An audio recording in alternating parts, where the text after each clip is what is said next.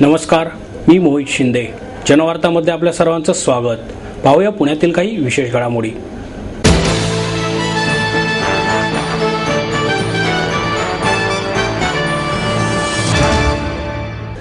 महात्मा गांधी यांचे विचार नव्या पिढीपर्यंत पोहोचणे आवश्यक आहे, असे प्रतिपादन माजी राष्ट्रपती प्रतिभा पाटील यांनी केलं. महाराष्ट्र गांधी स्मारक निधीच्या वतीने आयोजित राष्ट्रपिता महात्मा गांधी सप्ताहाच्या उद्घाटन प्रसंगी त्या उपस्थित होत्या. यावेळी अध्यक्षस्थानी भारतीय विद्यापीठाचे कुलगुरू आणि निधीचे विश्वस्त डॉक्टर शिवाजीराव कदम, तसेच विश्वस्त अभय छाजेड, प्राध्यापक MS जाधव, डॉक्टर माधवराव रत्नबारकी, निधी ग्रंथालय समिती सचिव डॉक्टर उर्मिला सप्तर्षी, अनवर राजन उपस्थित होते. पाटील म्हणाल्या, सध्याची तरुण पिढी राष्ट्रपिता महात्मा गांधी यांना विसरत चालली आहे.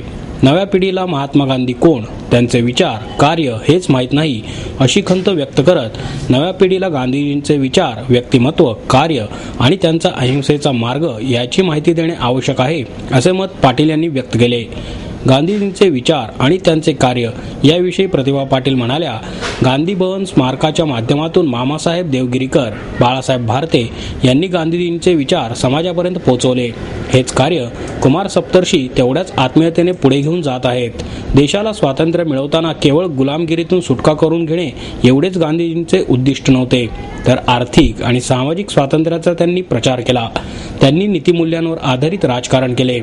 श्रीकृष्णाने युद्धामध्ये सुदर्शन चक्राचा वापर केला, त्याप्रमाणे गांधीजींनी स्वातंत्र्यानंतर देशाला चालना देण्यासाठी चरखा हातात घेतला.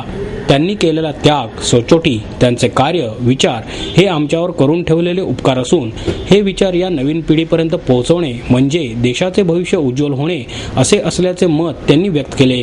यावेळी यहुदी, शीख, जैन, बौद्ध, ख्रिश्चन, मुस्लिम आणि हिंदू अशी सर्व धर्म प्रार्थनाही करण्यात आली.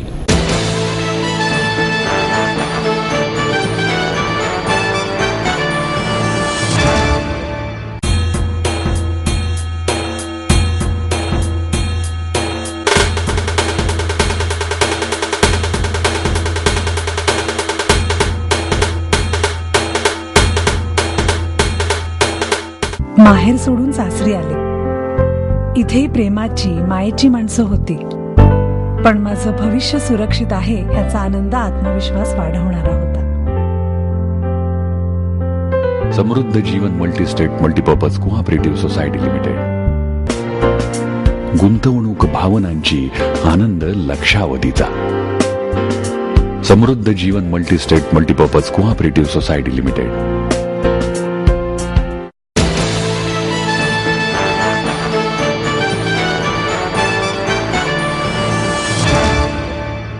साधना बालकुमार दिवाळी अंकाचे प्रकाशन व्यसनमुक्ती केंद्राचे संस्थापक अनिल अवचट यांच्या हस्ते करण्यात आले.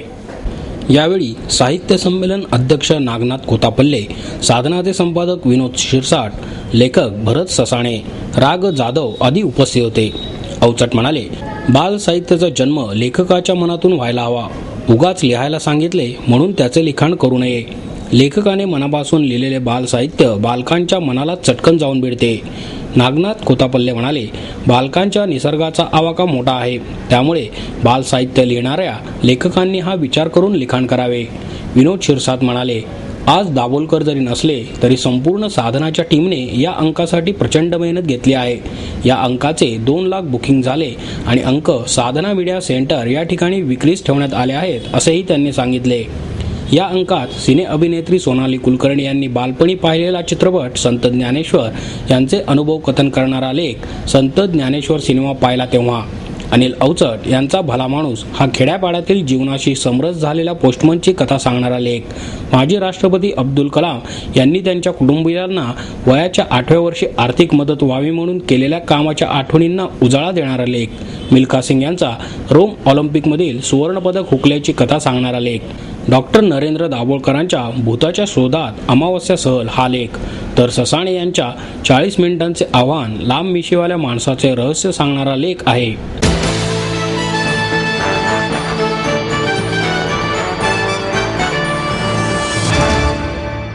महापौर चषक शरीर सौष्ठव स्पर्धा 6 ऑक्टोबर रोजी आयोजित करण्यात आली आहे.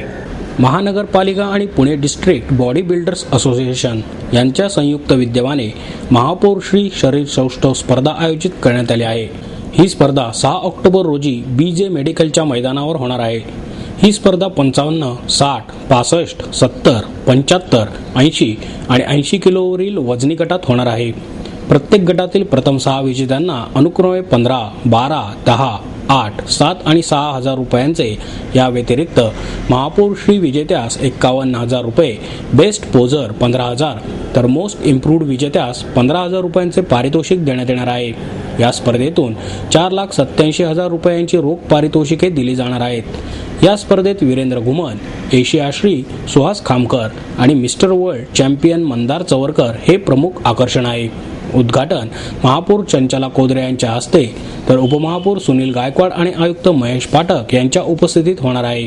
150 स्पर्धक यात सहभागी होणार आहेत असे महापौर चंचला कोदरे आणि असोसिएशनचे सचिव अनिल शिंदे यांनी सांगितले.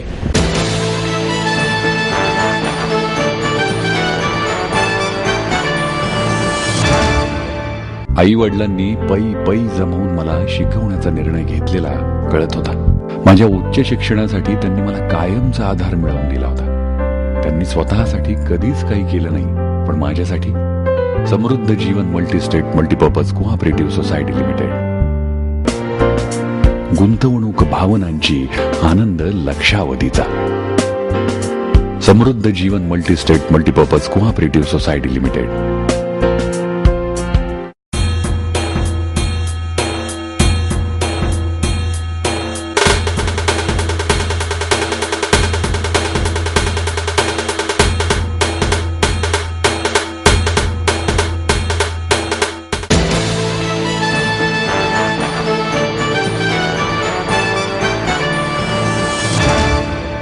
पुणे शहर काँग्रेसच्या वतीने महात्मा गांधी जयंती सप्ताहाचे आयोजन करण्यात आले आहे. त्याचे उद्घाटन खासदार हुसेन दलवाई यांच्या हस्ते झाले. उपमहापौर बंडू गायकवाड, शहराध्यक्ष ॲडव्होकेट अभय छाजेड, आमदार मोहन जोशी, दीप्ती चौधरी, नगरसेवक अरविंद शिंदे, अविनाश बागवे, वैशाली मराठे यांच्यासह अन्य नगरसेवक यावेळी उपस्थित होते. दलवाई म्हणाले, महात्मा गांधी यांचे नाव घेऊन गांधीवाद बदलण्याचे काम काही जण करत आहेत. काही पक्ष विकासाच्या गप्पा मारतात, मात्र समाजात फूट पाडणे, दंगे घडवणे आणि सत्ता काबीज करणे हा त्यांचा मुख्य अजेंडा आहे. गांधीजींचे विचार मानवाच्या उन्नतीसाठीचे होते. समान हक्क, अन्यायाविरोधात समाजातील सर्व घटकांना बरोबर घेऊन ते लढले. त्यामुळे महिला वर्गही त्यांच्या लढ्यात मोठ्या संख्येने असल्याचे दिसते. स्वातंत्र्यानंतर राजकारण बदलले आहे. भ्रष्टाचार राजकारणाचे मुख्य अंग झाले आहे. या बदलत्या राजकारणात गांधीजींच्या विचारांचा प्रसार होणे आवश्यक आहे. मात्र महात्मा गांधी यांचे विचार, औदार्य संपवण्याचे प्रयत्न सुरू आहेत. गांधीजींचे नाव घेऊन गांधीवाद बदलण्याचे प्रयत्न होत आहेत.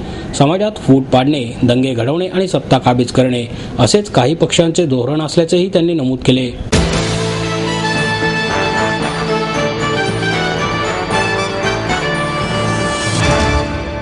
स्थायी समितीतील अभिप्राय गुलदस्त्यातच राहत असल्याचा आरोप काँग्रेसचे नगरसेवक आबा बागुल यांनी केला आहे. स्थायी समितीच्या सदस्यांनी दिलेले ठराव हे गुलदस्त्यातच ठेवले जात आहेत. त्यांना मंजुरी मिळत नाही असा आरोप काँग्रेसचे नगरसेवक आबा बागुल यांनी केला आहे. दिलेल्या ठरावाचा अभिप्राय देणे हा कायद्याचाच एक भाग आहे, मग तो नकारात्मक असो अथवा सकारात्मक. यामुळे त्या नगरसेवकाला आपल्या प्रभागात विकास कामे कशी सुरू ठेवावीत याची कल्पना येते. परंतु स्थायी समितीच्या अशा आडमुठेपणाच्या धोरणामुळे शहराचा विकास मंदावला आहे अशी टीकाही यावेळी बागुल यांनी केली. या प्रकरणाची तक्रार महापालिका आयुक्त तसेच मुख्यमंत्री पृथ्वीराज चव्हाण यांच्याकडे करणार असल्याची माहिती आबा बागुल यांनी दिली.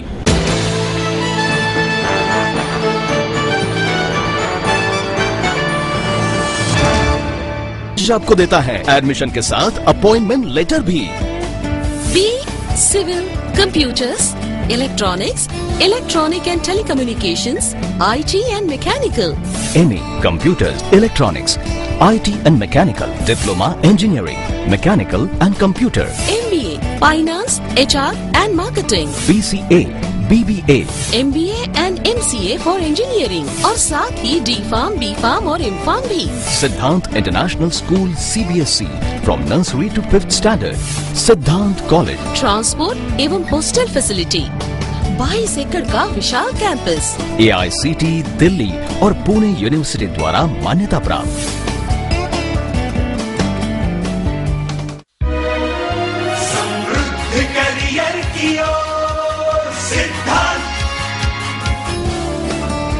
सिद्धांत कॉलेज सुदुमरे पुणे। एडमिशन के लिए आज ही कॉल करें या लॉग ऑन करें।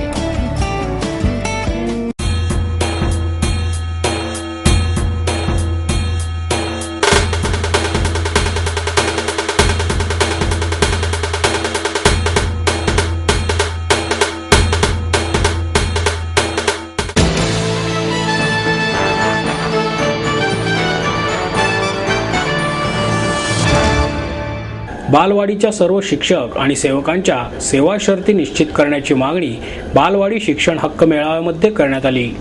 शिक्षण हक्क कायद्यात बालवाडी शिक्षणाचा समावेश करून हे शिक्षणही सर्वांना मोफत करण्याबाबत आग्रही भूमिकाही या मेळाव्यामध्ये मांडण्यात आली।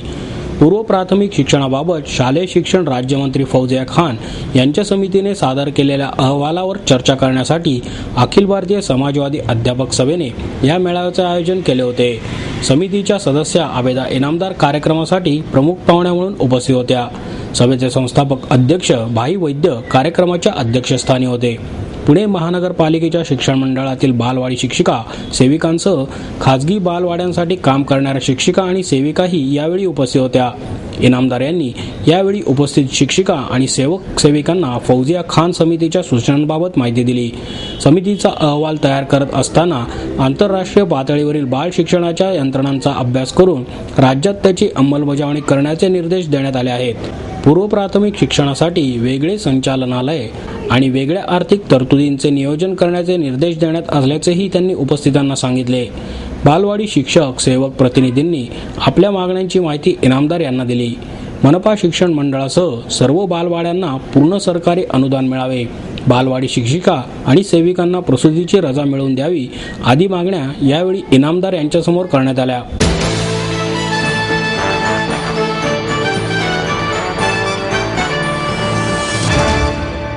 PMPLचे तिकीट दर किलोमीटर प्रमाणे करण्यात यावेत अशी मागणी शिवसेनेच्या वतीने करण्यात आली। पुणे महानगर परिवहन महामंडळाने स्टेजनुसार तिकीट न आकारता प्रत्येक किलोमीटरनुसार तिकीट आकारावे अशी मागणी शिवसेनेचे शहर प्रमुख श्याम देशपांडे, अजय भोसले, गटनेते अशोक हरणावळ, नगरसेवक प्रशांत बदे, शहर उपप्रमुख बाळा ओसवाल यांनी पत्रकार परिषदेत केली। पुणेकरांना स्वस्तात आणि चांगली बस सेवा देण्यासाठी PMPL अयशस्वी ठरली आहे, मात्र कारभारात सुधारणा करणे संचालक मंडळाला शक्य आहे। PMPL सध्या स्टेज पद्धतीने तिकीट आकारत आहे। गेल्या काही महिन्यांपासून तिकीट दरवाढ झाल्याने प्रवाशांना प्रति किलोमीटर किमान 5 रुपये आणि काही ठिकाणी तर एका किलोमीटरला चक्क 10 रुपये इतके तिकीट घेतले जात आहे। महागाईमुळे नागरिकांचा जीव मेटाकुटीला आलेला असताना प्रचलित तिकीट आकारण्याची पद्धत योग्य नाही, त्यामुळे स्टेजची पद्धत रद्द करावी, प्रत्येक किलोमीटरनुसार तिकीट आकारावे, प्रति किलोमीटर 1 रुपया असा दर आकारून तिकिटिंगमध्ये तसा बदल करावा अशी मागणी PMPLचे अध्यक्ष रामचंद्र जाधव यांच्याकडे करण्यात आली आहे। नागरिकांचा असंतोष PMPL प्रशासनाला कळावा यासाठी 3 ऑक्टोबरपासून सह्यांची मोहीम सुरू केली जाणार आहे। संचालक मंडळाने तिकीट पद्धतीत बदल न केल्यास सह्यांचे निवेदन बैठकीतच सादर केले जाईल असा इशाराही यावेळी देण्यात आला।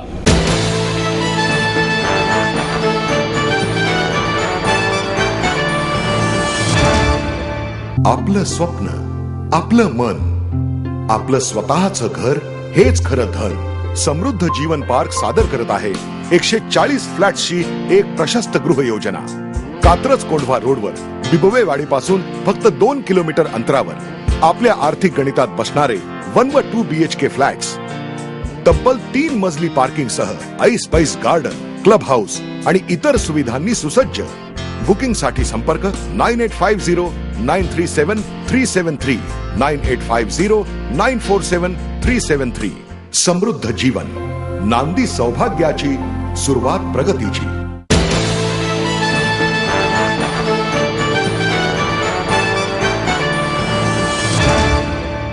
आणि याबरोबरच हे बातमीपत्र संपलं। पुन्हा भेटूया उद्या याच वेळी। नमस्कार।